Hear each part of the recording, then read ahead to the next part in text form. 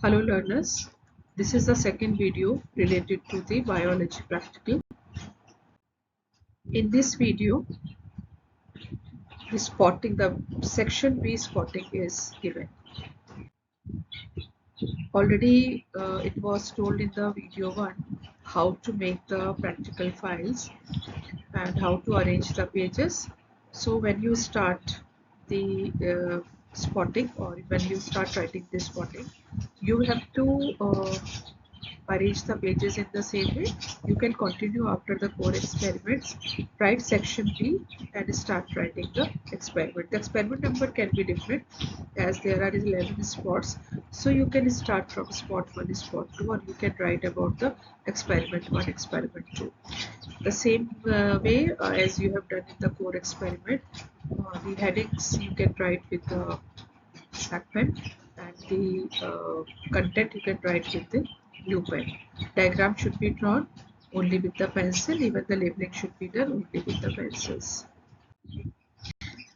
So before you start the spotting, you have to write section B, spotting.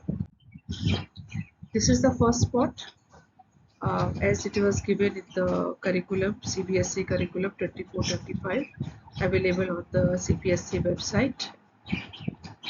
The aim of the experiment is to study the flower adapted to pollination by different agents. The three agents you have to learn and you have to write. The first agent is wind, the second is insect, and the third is birds. This is the requirement. The flowers which are pollinated by the three different agents that should be provided to you. Sometimes you need the magnifying glass and sometimes you don't need it. Then you can just study the flower and study the pollinator. This is the principle. They have just given the definition of the pollination and what is the need. Actually, the cross pollination needs the pollinators, and that is the requirement. First one, the flowers which are pollinated by the wind. Here you have to write about the flowers also, about the pollinator is already the wind. So the flower which is pollinated by the wind is known as the anemophilous flower. And what adaptations are shown by the flower, they are mentioned in the slide. So you can write all, you should know all, but you can learn at least 4 for the practical examination. Flowers are small and inconspicuous. They are colorless, do not produce any nectar and the fragrance. Both stigma and anthers are exerted, hang outside the flowers. And these are the other ones also which you have to write in your practical file. The diagram which you have to be drawn.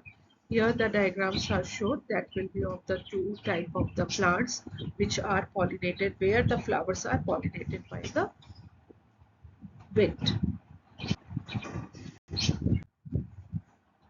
When you turn the sheet, you will get the right side sheet. There you can write down about the second type of the flower which is pollinated by the insect.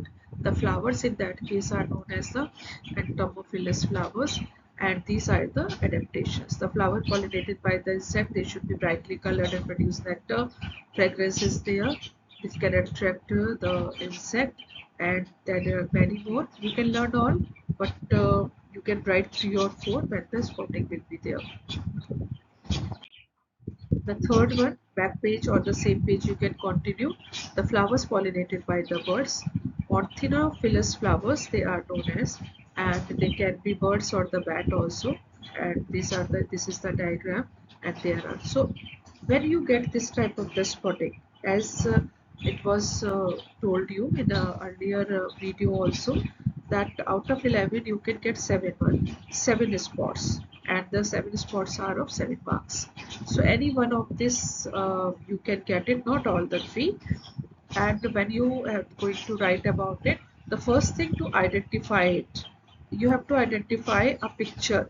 You don't, sometimes the flower will be given, sometimes a picture will be given, and you have to identify it, and then you have to write about the characteristic feature. So any one picture or any one flower like this you will get it during the spotting. You have to identify and you have to write. The second one, that is the pollen germination or stigma through the permanent slide, and the permanent slides will be provided to you. Pollinated flower can be the portulaca or any grass, and the microscope will be provided to you. The principle is again of the pollination, and here also you just find out these two experiments, the two spotting, or we can write down the experiments. They both are from the reproduction chapter. And what you can observe here, the natural conditions, they just trap that. It's not the in vitro condition as you have done in the slide preparation. The pollen grains and microspores, the first cell or gametophyte, you can write any two or three of them. Diagram आप ये वाला बना सकते हैं, और इसके अलावा आप डायग्राम अपनी बुक से भी देख सकते हैं. The third spot is about the gametogenesis. This is related to your chapter reproduction in the animals, human reproduction, sorry. And mammalian testes and ovary. The one is the vertical section of ovary, and another is a transverse section of the testes that will be shown to you with the help of the permanent slide. A microscope will be provided to you. The principle of that, where the gametogenesis is going on, because we have to show the gametogenesis, the stages of the gametogenesis, when the sperms are formed in the testes and the ova is formed in the ovary. So you have to cut the section of the testes and vertical section of the ovary, and that will be provided to you. In all the male and female organisms, gamete formation takes place in the gonads, and this is the principle. Then you have to learn these topics, and you have to write about, especially the third point, spermatogonia, then the spermatocyte, spermatids, and spermatozoa. That is very important because that is a part of your theory is also, and the viva will also be asked from that. This is a slide, surely you will get it. Spotting में ये slide हमेशा आपको मिलती है, या तो हमें TS of testis की स्लाइड मिलती है या बीएस ऑफ ओवरी की स्लाइड मिलती है, लेकिन इन दोनों में से एक स्लाइड जरूर मिलती है. तो ये आप अच्छी तरह से इसके कमेंट्स को रेडी कर लीजिएगा, and that you will get it. Diagrams आप जब ये बनाएंगे तो आप कोई भी डायग्राम ले सकते हैं, आप अपनी प्रैक्टिकल बुक से ले लीजिए, अपनी एनसीईआरटी बुक से ले लीजिए, कोई भी डायग्राम आप इसमें ले सकते हैं. But you have to show all the type of the cells, even all the stages of the spermatogenesis you have to show. You have to start from the, even the three type of the cells they have shown in the diagram, certainly the Leydig cells as well as the seminiferous tubule where this process is going on.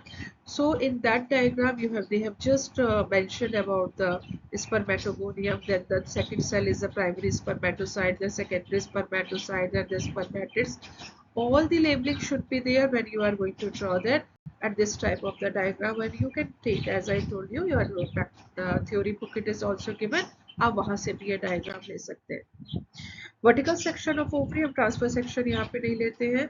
जब हम इसकी spotting लिखते हैं तो आप इसको this is the slide of ovary and this is the slide of testis कभी नहीं लिखिएगा, क्योंकि हम इसका वर्टिकल सेक्शन में इसके सेल्स को ऑब्जर्व करते हैं, या ट्रांसफर सेक्शन में इसके सेल्स को हम ऑब्जर्व करते हैं. So in the section of the ovary there are germinal epithelial which is surrounding that, and inside that you have to just show the different type of the follicles, primary follicle, secondary, tertiary, then Graafian follicle, and then the ova can be seen, the corpus luteum can be there. So this is the point जो आपका last point है. The corpus luteum is seen where the primary follicle, then the secondary follicle, tertiary follicle, Graafian follicle, corpus luteum, as well as the ova. They all the stages of the vertical formation of the oogenesis, ये आपको लिखनी जरूरी होती है when you are going to write the diagram. आप यहाँ पे ये बना सकते हैं, या आप अपनी थ्योरी बुक से भी ले सकते हैं डायग्राम. यहाँ पर सब स्टेजेस दिखाई गई है, primary, secondary, tertiary, Graafian, even the corpus luteum is also shown that. तो जो भी हम पॉइंट्स में लिख रहे हैं वो यहाँ पर शोन है, and the diagram is correct one, और you can take it from your practical file. मैं फिर से आपको एक बार रिमाइंड करा दूँ, जब आप स्पॉटिंग एग्जाम में करते हैं तो आपको आइडेंटिफाई करनी होती है स्लाइड्स, और आपको फर्स्ट आइडेंटिफिकेशन लिखना होता है. तो when you right the identification you have to write this is the BS of ovary or this is the TS of testes. Another thing, ये दोनों में से आपको एक मिलना है, तो इसको अच्छी तरह से रेडी कर लीजिएगा। वाइवा इसके लिए आपको थ्योरी बुक से रेडी आपका रहेगा। This is the fourth spot where we have to show the stages of meiosis. Most of the time हमें एग्जामिनर ये वाली स्लाइड प्रोवाइड करता है। यहाँ पर अगर आप देखेंगे तो meiosis जो है वो हमारा रिडक्शनल डिवीजन है। नंबर ऑफ क्रोमोसोम यहाँ पर हाफ होगा। दो स्टेजेस में होता है, meiosis 1 एंड meiosis 2। अगर आपको आइडेंटिफाई करने के लिए स्टेजेस मिलती हैं तो meiosis 1 की जो प्रोफेज 1 है वो बहुत लेंथी स्टेज है, उसमें लिप्टोटीन, जाइगोटीन, इसमें 5 सब स्टेजेस हैं आपकी। कई बार वो सब स्टेजेस आइडेंटिफाई करने को मिलती हैं, कई बार meiosis 1 को आइडेंटिफाई करने को मिलता है। अगर meiosis 1 और meiosis 2 को आइडेंटिफाई करने को मिले तो आप एक चीज ध्यान रखिएगा, meiosis 1 को ये 1 सेल में आपकी एनाफेज 1, मेटाफेज 1, टेलोफेज 1 में तो 2 सेल हो जाएंगे, बट जब भी आपका meiosis 2 आएगा ये 2 सेल्स में शो करेंगे, because end of the meiosis 2 you will get the 4 cells after the telophase 2.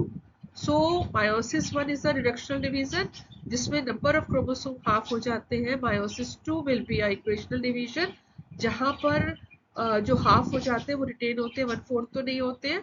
तो यहाँ पर आपको कोई भी सेल को जब आप ऑब्जर्व करते हैं, जब हम लोग क्लास में इसको ऑब्जर्व करवाते हैं, तो all the stages, all the slides we have to show it to you. So prophase 1 की जो सब फेजेस है, प्रोफेज 1 में स्टेजेस ऑफ meiosis 1, उसमें लिप्टोटीन, जाइगोटीन, पैक्टीन, इसमें दो दो कमेंट्स आप जरूर लर्न करिएगा। ये आपके ऊपर है, आप 2 कमेंट्स लिखें या 4 कमेंट्स लिखें, but this you have to just arrange them. And diplotene में भी 2 कमेंट्स हैं, डाइकाइनेसिस में 3 है, ये आपके ऊपर है कि आप 2 लिखें या 3 लिखें। देन मेटाफेज 1 में भी आप 2 कर सकते हैं। टीलोफेज 1 में भी आप 2 कमेंट्स लिख सकते हैं अपनी फाइल में। और बीच वाले स्टेज आपकी साइटोकाइनेसिस आ जाएगा। And then you have to start with the meiosis 2 where you have to write the prophase 2, metaphase 2, anaphase 2 and telophase 2. इसमें मैंने दो कमेंट्स ही डाले हैं। टीलोफेज 2 में साइटोकाइनेसिस का थर्ड पॉइंट है, तो ये साइटोकाइनेसिस के लिए अलग से आ सकता है। इसको आइडेंटिफाई करना स्टेजेस को थोड़ा सा टफ होता है, but as I told you कि जब ये meiosis 1 की कोई भी स्लाइड आपको शो करेंगे तो उसमें आपको leptotene, zygotene, pectin, diplotene and diakinesis, ये वाले स्टेजेस को आपको इनिशियल स्टेज पे जब आप क्लास में इसको ऑब्जर्व करते हैं तो आपको पता होना चाहिए। और सिंगल सेल में आप मेटाफेज 1, एनाफेज 1 और टीलोफेज 1 में 1 cell will be divided into 2, but when you will be given the meiosis 2 then you have to start with the 2 cell। आपको अलग सेपरेट कई बार हो जाते हैं, कई बार जॉइंट रहते हैं, सो 2 से 4 सेल्स को आपको वहाँ पे विजिबल होता है। तो ये वाला ज्यादातर एग्जामिनर की चॉइस होती है कि वो आपको ये वाली सेल को आइडेंटिफाई करवाए।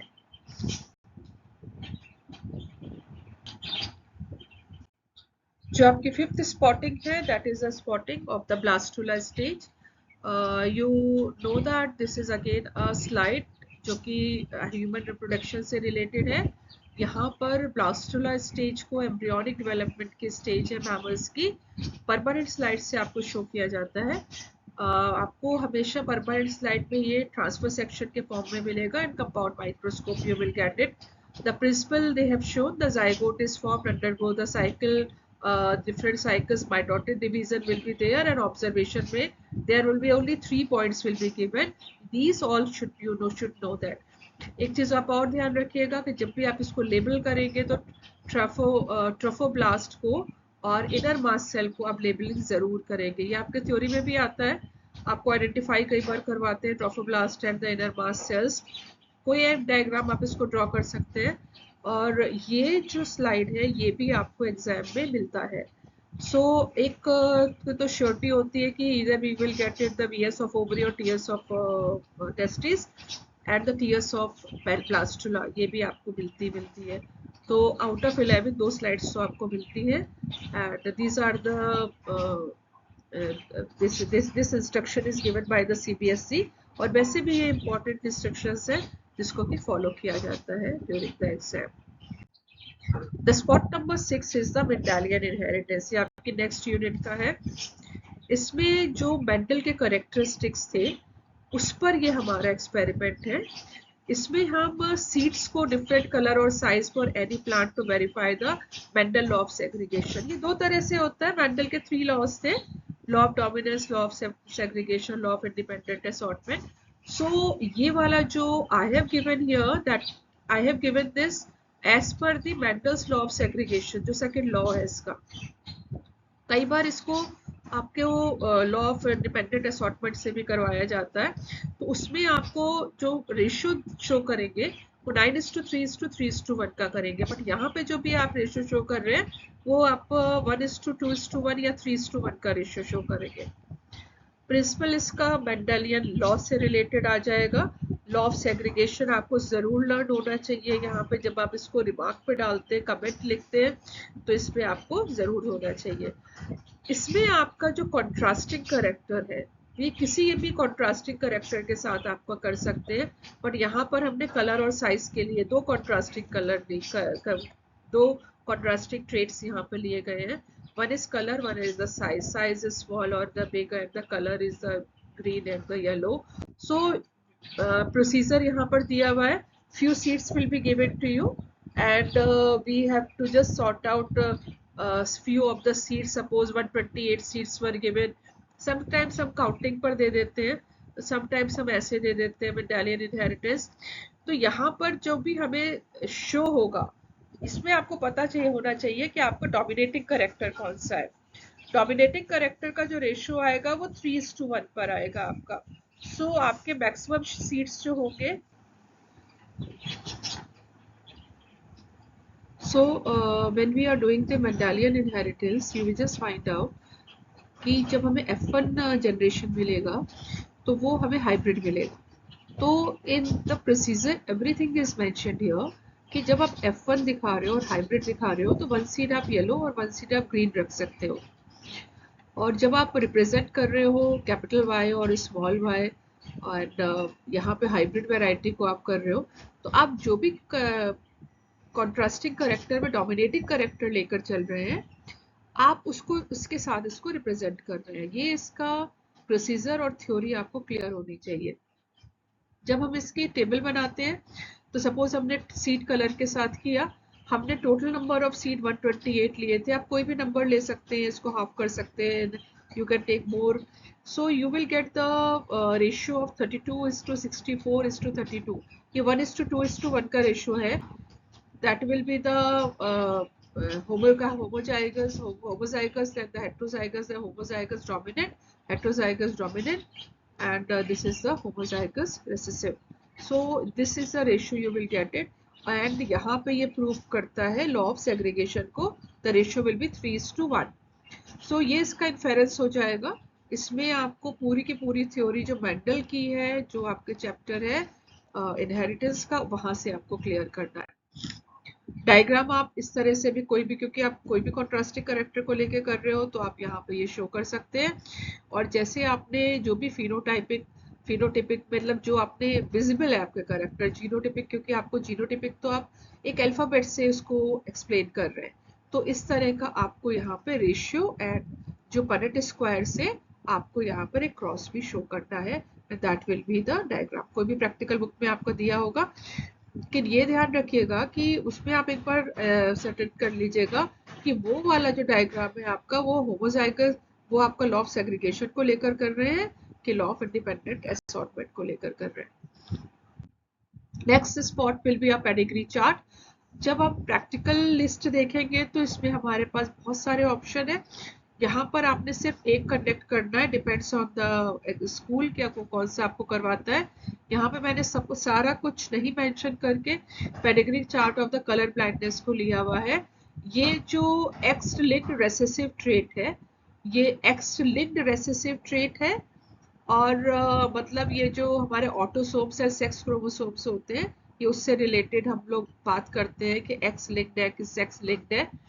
और यहाँ पर जो है रेड ग्रीन कलर ब्लाइंडनेस और द हीमोफीलिया, इसके दोनों एग्जांपल्स है।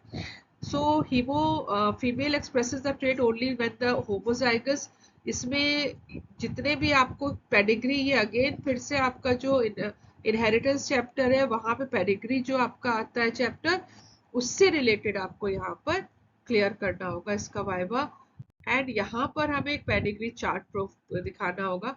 तो जो भी आपको करवाया जाएगा, अगर आपका ऑटोसोमल डोमिनेंट, अगर आपका ऑटोसोमल रेसेसिव है, ऑटोसोमल डोमिनेंट है, जो भी आपको प्रैक्टिकल करवाया जाएगा उससे रिलेटेड आपका पेडिग्री चार्ट यहाँ पर आ जाएगा।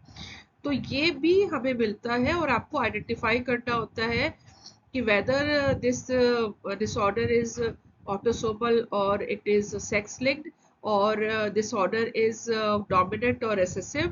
So आपको यहाँ पे प्रूफ करना होता है कि this is recessive, this is dominant, this is autosomal or that's the sex linked. Reason you have to write about it.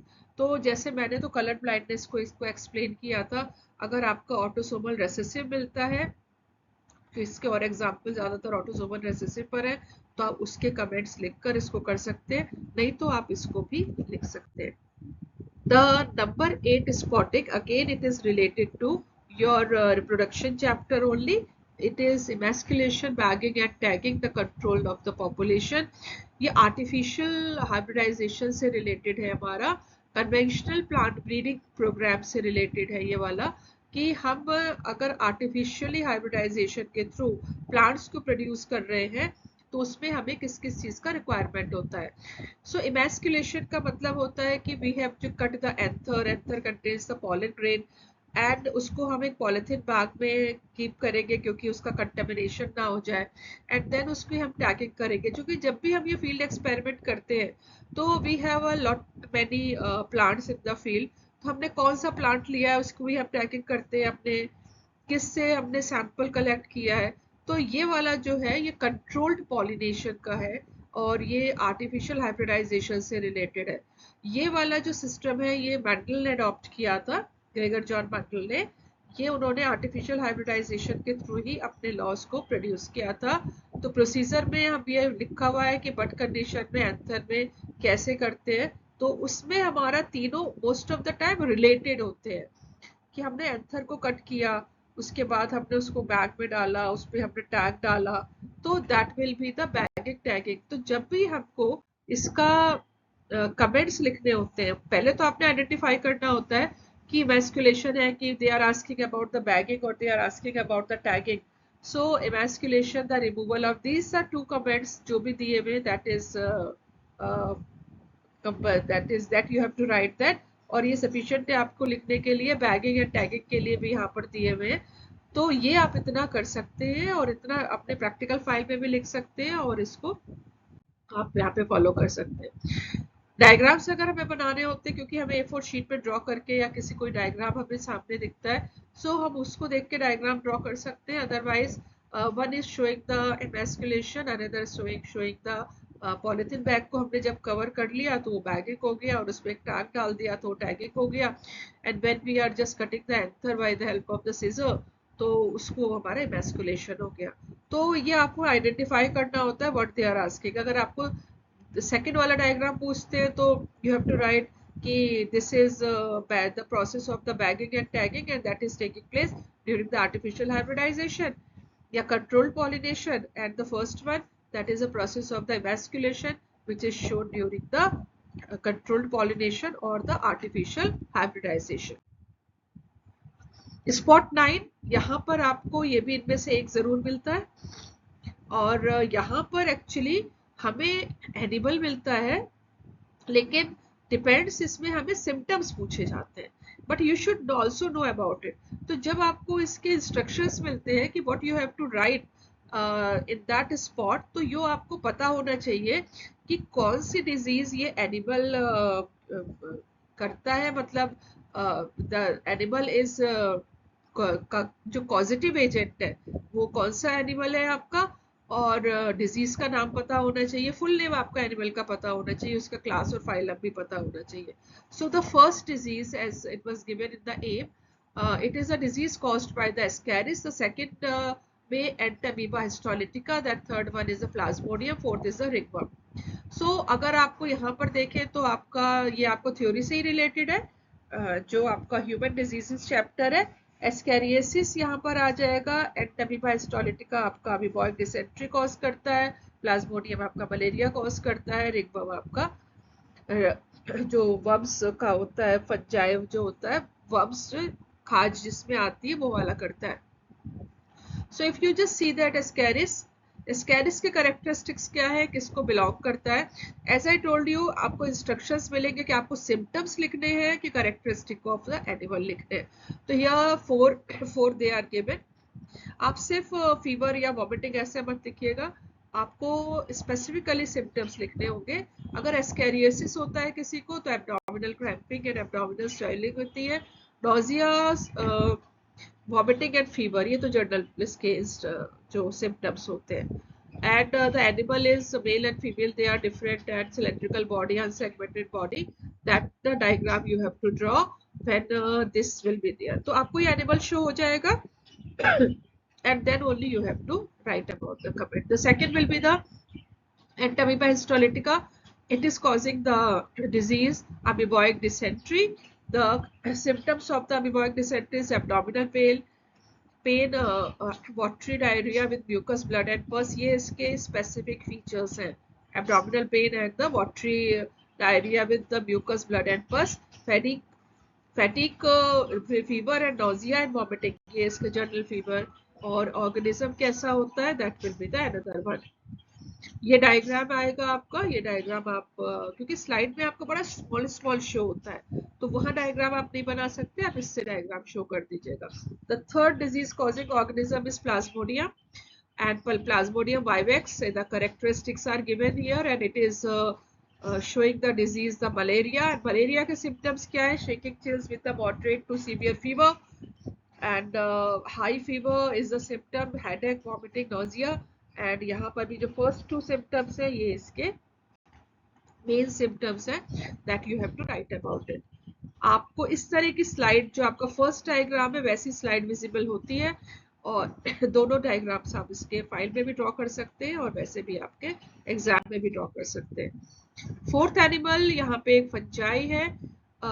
It is not a animal, it is अलग इसका एक किंगडम है, फंजाई किंगडम, ड्यूटेरोमाइसिटीज इसकी class है. And the Trichophyton रुब्रम, that is a species and the generic name. Characteristics दिए हुए हैं. और रिंगवर्म, अगर हमें फंगल इन्फेक्शन हो जाता है स्किन पर तो scaly and इची skin, red and raised patches and the redder at the periphery and then the center forms a ring-like appearance, and that will be the characteristic features. Again I am telling you, out of these four any one you will get it in the exam. In the practical file all the four you have to write. You can use 4 pages, you can use 2 pages to write down these. The diagrams are also given. The label diagram should be there and that should be drawn with the pencil. The next one is the spot number 10 that we have just showing the symbiotic association. 2 years back ये add हुआ था practicals में. इसमें हमने leguminous plant, lichens as well as cascata तीनों पर हमने symbiotic relationship, ये भी हमारा एक chapter से related है और ये ecology से ही related है हमारा. तो principle about the symbiosis, about the mutualism, about the parasitism, the principle is given. जो भी आपको, वैसे तो आपने फाइल में इसको सबको लिखना है लेकिन जब एग्जाम में suppose you will gate leguminous plant तो आप सिर्फ सिम्बायोसिस का लिख दीजिएगा. लिचेंस आता है तो सिर्फ आप म्यूचुअलिज्म लिख दीजिएगा. कस्कटा आता है तो आप पैरासिटिज्म लिख दीजिएगा. And there are few characteristics which are given. You have to learn, you have to write, but in the practical file all you have to be given. Diagrams आपके एनसीईआरटी 11th में भी है आपके और यहाँ पर भी ड्रॉन है, आप कहीं से भी ले सकते हैं प्रैक्टिकल बुक से. सेम कैरेक्टरिस्टिक्स यहाँ पे म्यूचुअलिज्म का, लिचन एक एग्जांपल है, म्यूचुअलिज्म प्रोसेस है आपका. ये आपका सिम्बायोटिक रिलेशनशिप है between a algae and between a fungi. You can take the characteristics, this diagram, anyone you can take the diagram, whatever the specimen is there which will be shown to you, आप वो diagram इसमें से draw कर सकते हैं. ये आपका cuscuta on the host parasitism है. यहाँ पर होस्ट आपका parasite, they live on the living organism. तो ये स्टेम पैरासिटिक है, that is a parasitic plant. Cuscuta as a plant donor भी इसको कहते हैं because it can not make its own food, so that is parasitic on the stem. So यहाँ पर सारे कैरेक्टरिस्टिक्स लिखे हुए हैं. and you can draw the diagram also. So these diagrams, both the diagrams you can draw it here. The next one, the last spot, ये आपका जो spot number 10 है, ये भी most probably मिलता है एक हमें एक, और spot number 11 क्योंकि newly introduced है CBSE की तरफ से, ये ज्यादातर मिल रहे हैं आजकल, हमारे spotting का part है. Next is the homologous and analogous organs, and that is again the homologous and analogous evolution chapter है हमारा, theory का उससे related है, और principle यहाँ पर दिया हुआ है. what is the analogous, इसको कई बार हम divergent and convergent evolution से भी integrate करके देते हैं और पूछते हैं, इस पे वाइवा तो होता ही होता है, सो आप उसको भी प्रिपेयर कर लीजिएगा. होमोलोगस में आपको कोई एक प्लांट मिल सकता है या एनिमल मिल सकता है, आपको हमेशा दो स्पेसिमेंस शो होंगे. अगर ट्रेंड्रिल ऑफ कुकुरबिटा है और तो थॉर्न्स ऑफ बोगनविला है, होमोलोगस में they have the same body plan but different function. तो यहाँ पे tendril and cucurbita and the thorns of the bougainvillea, ये दोनों एक्सिलरी बड से इरेज होते हैं. ऐसी scale leaves of onion and spiny spines of the prickly pear, ये मॉडिफिकेशन ऑफ लीव्स है. तो यहाँ पर आपने ये जरूर मेंशन करना है कि फंक्शन अलग अलग है बट ओरिजिन इनका सेम है. Same homologous organs in the animals, wings of birds, four limbs, reptiles, ये भी यहाँ पे कैरेक्टरिस्टिक्स है. जो भी आपको करवाया जाएगा उनके डायग्राम्स यहाँ पे मेंशन है. आप कोई भी डायग्राम लेकर जो आपसे करवाया जाता है उसके आप डायग्राम ड्रॉ कर सकते हैं फाइल में. अगर दो करवाए जाते हैं प्लांट और एनिमल तो आप दो डायग्राम्स कर लीजिएगा. Same with the analogous organs, यहाँ पर फंक्शन सेम है but origin is different. Stem tendril and leaf tendril, उनका ओरिजिन अलग अलग है बट फंक्शन दोनों का सेम है. Same modification underground stem and underground root, function इसका सेम है बट इसका फंक्शन ओरिजिन अलग अलग है. Wings of insect of birds, so यहाँ पर भी सेम चीज है. कोई भी दो या कोई भी एक, जितना भी मिलता है इनके डायग्राम्स आपके मेंशन है यहाँ पर. So that's all for the practical file. यहाँ पे प्रैक्टिकल फाइल आपकी कंप्लीट हो जाती है. वीडियो 1 में आपका कोर एक्सपेरिमेंट शोन है. वीडियो 2 में this video is showing all the spots. Practical file आपकी 4 मार्क्स की है. वाइवा आपका इंटीग्रेटेड है, किससे, थ्योरी से इंटीग्रेटेड है. एंड फाइल और वाइवा का यहाँ पर हमारा खत्म हो जाता है. And next video I am just going to tell you how can you make the investigatory project and how can you prepare the viva. Thanks for watching.